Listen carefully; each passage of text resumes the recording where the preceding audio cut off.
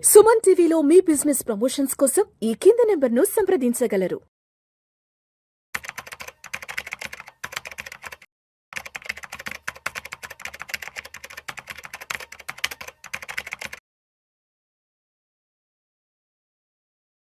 నమస్తే, welcome to Suman TV. నేను వెల్లి చక్రధర్. చాలామంది మా దగ్గరకు వచ్చే యంగ్స్టర్స్ ఉంటారండి.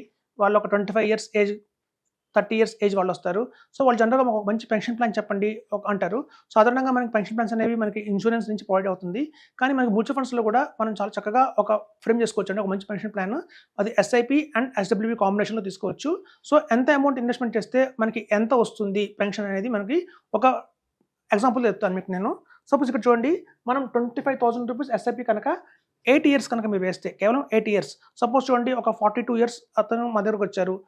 నేను ఒక దగ్గర ఒక 50 ఇయర్స్ నుంచి రిటైర్ అయిపోదాం అనుకుంటున్నాను అన్నారు. పోనీ 52 ఇయర్స్ మన దగ్గర అతను వచ్చారు. 6 ఇయర్స్ రిటైర్ అవుదాం అనుకుంటున్నారు. కేవలం 8 ఇయర్స్ మాత్రమే అతని దగ్గర మనకు టైం ఉందనుకున్నాం క్లయింట్ దగ్గర. సో వాళ్ళకి మేము సజెస్ట్ చేసేది ఏంటంటే, మీరు ఎంతైతే ఎస్ఐపి వేస్తారు అమౌంట్, సేమ్ అమౌంట్ మీకు 9th ఇయర్ నుంచి పెన్షన్ లాగా తీసుకోమని చెప్తాం. సో మనం 8 ఇయర్స్ కనుక ఏదన్నా ఎస్ఐపి వేస్తే 9th ఇయర్ నుంచి మనం ఎంత అమౌంట్ ఎస్ఐపి వేసామో సేమ్ అదే అమౌంట్ని మనం తీసుకోవచ్చు అండి, లైఫ్ టైం దాకా తీసుకోవచ్చు.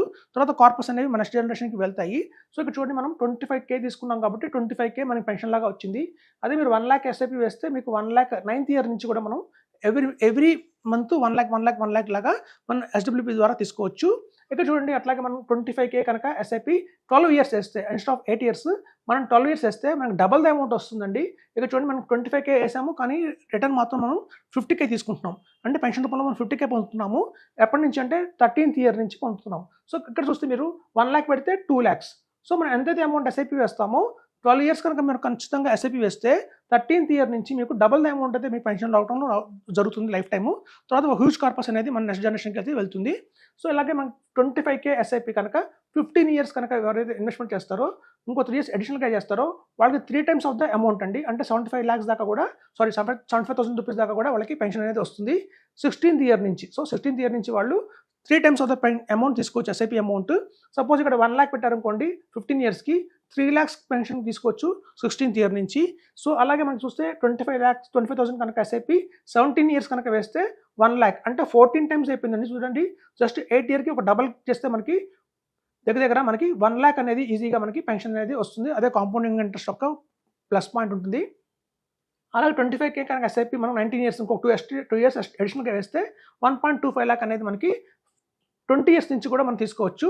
సో ఎవరి దగ్గర లాంగ్ టర్మ్ హారిజన్ ఉందో, ఒక 30 ఇయర్స్ అతను వచ్చారు మన దగ్గరికి, 50 ఇయర్స్ దాకా నేను ఎస్ఐపి చేస్తాను అనుకున్న వాళ్ళకి అత్యద్భుతంగా ఉంటుందండి. సో మనకి 19 ఇయర్స్ దాకా కనుక వేస్తే 5 times of the SIP amount అనేది తీసుకోవచ్చు. కాకపోతే ఇక్కడ కండిషన్స్ అప్లై ఉంటాయండి. మనం కనుక నిఫ్టీ 50లో వేసుకున్నాము, లేకపోతే ఈటీఎఫ్లో వేసాను ఎస్ఐపి, లేదంటే గోల్డ్ ఫండ్లో పెట్టాను ఎస్ఐపి అంటే రాదండి. ఎందుకంటే ఫ్లెక్సీ క్యాప్స్, లేదా pharma funds, sector funds, consumption fund, PSU fund, defence fund, ఇట్లా చాలామంది సెక్టర్స్ తీసుకుంటారు. ఇలాంటి సెక్టర్స్ మనం ఎలిమినేట్ చేయాలి. అలాగే ఇండెక్స్ ఫండ్స్ని ఎలిమినేట్ చేయాలి, ఈటీఎఫ్ని ఎలిమినేట్ చేయాలి. మీకు కనుక ఇట్లా కనుక రావాలి, మీకు కనుక ఇట్లా మీరు అనుకున్నట్టుగా 8 ఇయర్స్ కనుక కట్టి సేమ్ అమౌంట్ నాకు పెన్షన్లో లైఫ్ టైం కావాలంటే కేవలం mid cap and small cap మాత్రమే ఇస్తాయండి. It large and mid caps కూడా తీసుకొచ్చి కావాలంటే మీరు 3 or 5 ఫండ్స్ పెట్టుకోండి చాలు.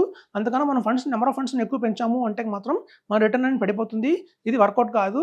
ఇది వర్కౌట్ కేవలం large and mid cap and small cap మధ్యలో కేవలం 5 ఫండ్స్, అది కూడా best of the best funds తీసుకుంటే మాత్రం మనకి ఖచ్చితంగా ఇది పాసిబిలిటీ అయితే ఉంటుందండి. 100% పాసిబిలిటీ అయితే ఉంది దీనికి. సో అదండి, మనం పెన్షన్ కావాలి అంటే ఎవరన్నా సరే ఒక ఎస్ఐపి వేసుకుంటాము. ఎంత ఎస్ఐపి వేసుకోవాలి అంటారు. అలాగే టెన్యూర్ కూడా డౌట్ఫుల్గా ఉంటారు. ఎంత టెన్యూర్ వేస్తే మనకి ఎంత లాభం వస్తుందని చాలా మంది తెలియదు. ర్యాండమ్గా 10 ఇయర్స్ అనుకుంటారు, 15 ఇయర్స్ అనుకుంటారు. కానీ ఇక్కడ ఈ టేబుల్ వల్ల మనకు తెలిసింది ఏంటంటే, ఒక 25K కనుక ఎస్ఐపి వేస్తే 15 ఇయర్స్ కనుక వేయగలిగితే మనకి 3 times of the SIP amount అయితే మనకు వస్తుందండి. సో ఇది అందరికీ కూడా సూటబుల్గా ఉంటుంది. నాకు తెలిసిన చాలా మంది కూడా దీనికి ఎక్కువ మంది వెళ్తున్నారు. ఎందుకంటే 15 years is the right frame ఉంటుంది.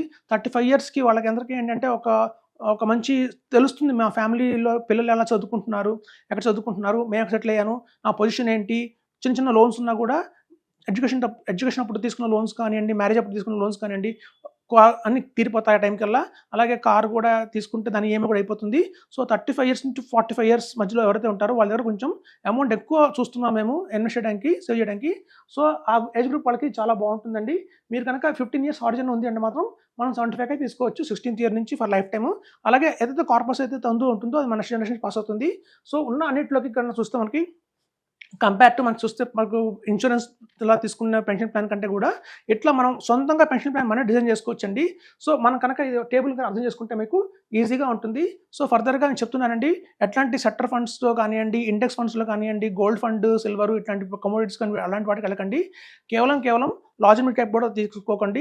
సో కేవలం mid cap and small cap మీద కాన్సన్ట్రేషన్ చేస్తే మాత్రమే మనకి ఈ రిటర్న్స్ వచ్చే అవకాశం అయితే ఉంటుంది. సో ఇందులో ఏంటంటే మనకి టాక్సేషన్ ఎలా వస్తుంది అంటారు. ఇప్పుడు చూడండి, మనం ఎప్పుడైతే ఎస్ఐపి రూపంలో చాలామంది అనుకునేది ఏంటంటే, సార్ మేము ఎస్ఐపి అయితే వేస్తాము ఒక లాంగ్ టర్మ్లో, నాకు ఎప్పుడైతే ఒక హ్యూజ్ కార్పస్ అనేది వచ్చిందో దాన్ని తీసుకుని మళ్ళీ మేము హైబ్రిడ్ ఫండ్స్లో ఇన్వెస్ట్మెంట్ చేసి అక్కడి నుంచి పెన్షన్ తీసుకుంటాము అంటారు. అలా చేయకండి. ఎప్పుడైతే మీ వాల్యూమ్ పెరిగిందో ఆ వాల్యూమ్లో నుంచి అప్పటి నుంచి మీరు సిస్టమేటిక్ పెట్టండి. సపోజ్ ఫర్ ఎగ్జాంపుల్ మీరు 5 ఫండ్స్ తీసుకున్నారు, ఒక large and mid cap fund తీసుకున్నారు, అలాగే 2 స్మాల్ క్యాప్ తీసుకున్నారు, 2 మిడ్ క్యాప్ తీసుకున్నారు. ఎప్పుడైతే మనం పురాంగా 8 ఇయర్స్ కానివ్వండి, 12 ఇయర్స్ కానివ్వండి, 50 ఇయర్స్ కానివ్వండి వేసి ఉంటే ఆ ఫండ్స్లో నుంచి మళ్ళీ మీరు ఎస్డబ్ల్యూపీ పెట్టండి. అప్పుడు మీకు long term capital gain tax కూడా పెద్దగా పడదు. 1,25,000 దాకా మీకు ఎగ్జామ్షన్ కూడా దొరుకుతుంది. సో ఆ బ్యాలెన్స్ అమౌంట్ మీదే ఉంటుంది మనకి. ఎట్లాగో మనం ఎస్ఐపి చేసి అక్కడి నుంచి ఎస్ఐపి ఆపేస్తాం కాబట్టి మీకు ఆఫ్టర్ 1 ఇయర్ చెప్తున్నాము. అందుకే చూస్తే మనకి 8 ఇయర్స్ దాకా ఎస్ఐపి వేయండి, 9th ఇయర్ నుంచి తీసుకోమని చెప్తున్నాము. అలాగే 12 ఇయర్స్ చేసి 13th నుంచి తీసుకోమని చెప్తున్నాము. కాబట్టి ఆ చివరి ఇన్స్టాల్మెంట్స్ కూడా మనకి షార్ట్ టర్మ్ అనేది పోతుంది. కేవలం లాంగ్ టర్మ్ క్యాపిటల్ ట్యాక్స్ మాత్రమే ఉంటుంది. లాంగ్ టర్మ్ క్యాపిటల్ ట్యాక్స్ మీకు తెలుసు 1,25,000 దాకా మనకి ఎగ్జామ్షన్ ఉంది. ఆ పైన మనం తీసుకున్న ఏదైతే ఆ ఇయర్ తీసుకున్న అమౌంట్ ఉంటుందో దాని మీద మాత్రం మనం 12.5% కట్టాల్సి ఉంటుంది. సో ఇదండి, అలా ప్లాన్ చేసుకుంటే మీకు పెద్ద ట్యాక్స్ ఎఫిషియెంట్ కూడా ఉండదు. మేము తీసుకున్న ఫండ్స్లో ఎలాంటి తీసుకోవాలంటే ఒక లాంగ్ టర్మ్ ఒక 20-30 ఇయర్స్ దాకా కూడా స్ట్రాంగ్గా ఉండే ఫండ్స్ తీసుకుంటే మాత్రం మీకు ఎటువంటి ప్రాబ్లం ఉండదు. అదండి, మనం తీసుకునే ఫండ్స్ బట్టే ఉంటుంది తప్ప మనం అన్నెసరీగా చాలా ఫండ్స్ యాడ్ చేస్తారు, మా దగ్గర తీసుకొస్తారు పోర్ట్ఫోలియోని. అందులో రకరకాల ఫండ్స్ ఉంటాయి, హైబ్రిడ్ ఫండ్స్ ఉంటాయి. చూడండి, ఎప్పుడైనా సరే wealth accumulation part, wealth preservation part అని 2 రకాలు ఉంటాయి. వెల్త్ అక్యుములేషన్ పార్ట్ అంటే మనం ఎప్పుడైతే ఎస్ఐపి వేసుకుంటూ వెళ్తామో, ఒక లాంగ్ టర్మ్ గోల్ పెట్టుకుంటామో, మనకి 1 crore కావాలి, 2 crores కావాలి అని గోల్ అయితే ఉంటుందో అట్లాంటి వాళ్ళు వెల్త్ అక్యుములేషన్ పార్ట్లో ఉంటారు. సో వెల్త్ అక్యుములేషన్ పార్ట్లో ఉన్నప్పుడు మనం ఎప్పుడు కూడా హైబ్రిడ్ ఫండ్స్కి వెళ్ళకండి, అలాగే డెట్ ఫండ్స్కి వెళ్ళకండి, అలాగే మల్టీ అసెట్ ఫండ్కి వెళ్ళకండి. సో ఇట్లాంటి ఫండ్స్ని అలవాట్ చేయండి. ఎందుకంటే ఇట్లాంటి ఫండ్స్ కనుక మీరు యాడ్ చేసుకుంటూ వెళ్తే మీకు లాంగ్ టర్మ్లో మీకు రిటర్న్స్ అయితే రావండి. కేవలం mid cap and small cap, large and mid క్యాప్లో వెళ్ళండి చాలు. అలాగే చేస్తేనే మీకు మంచి రిటర్న్స్ వస్తాయని చెప్తున్నాను గ్యారంటీగా. Thank you.